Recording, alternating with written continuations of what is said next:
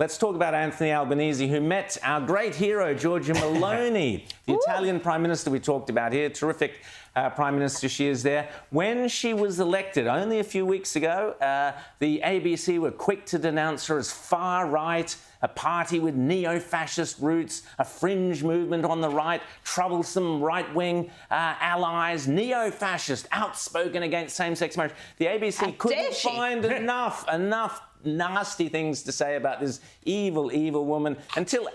And yes, and anti-abortion. Ooh, beyond the pale, Rowan. And yes, and then she meets Albo. Ooh, crickets. But hang on, silence. Rowan. No. But Rowan, Rita, let's, great for that he met her. That's good. I mean, let's give him credit for at least doing that. They spoke Italian. They spoke Italian. Yeah. But brilliant.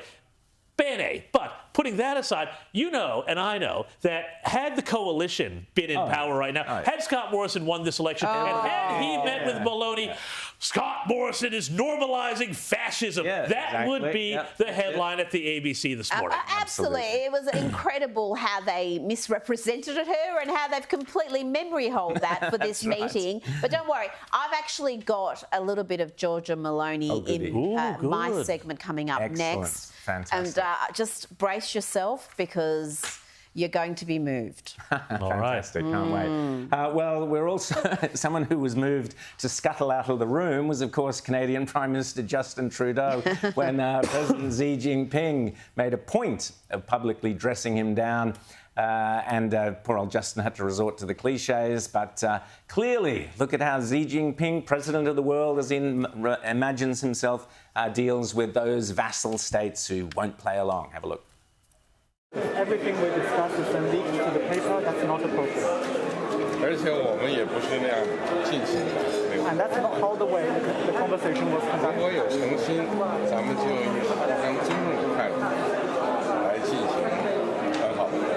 If there is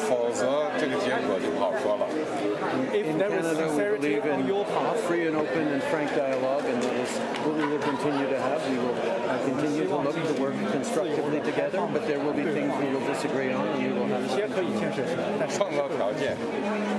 Let's create the conditions first.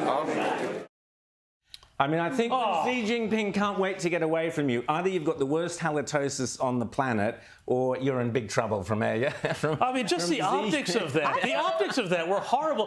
Down to, and I hate to get back to Obama and his tan suit, but what was Justin Trudeau wearing there? He didn't look like he was, going to the G20. He looked like he was going to a summer wedding. Well, I'm just glad he wasn't, in the full, what did he dress up in? Indian gear. Well, or he could have been wearing, he should have been wearing a mouth shirt. Yes. They were wearing those sort of mouth shirts earlier. But could have borrowed one of his dad, whoever his dad was. Sorry. Smiling and nodding. No, do not mention his father. Smiling and nodding as he's being berated in front of the cameras. How about showing a little bit of strength? How about showing a little bit of backbone? And yes, he did say we got, we. The whole vibe there was, teenage son who's disappointed his father. I mean, that was the whole vibe of that conversation. Listen, Justin has spent his entire life disappointing his father, whoever his father was.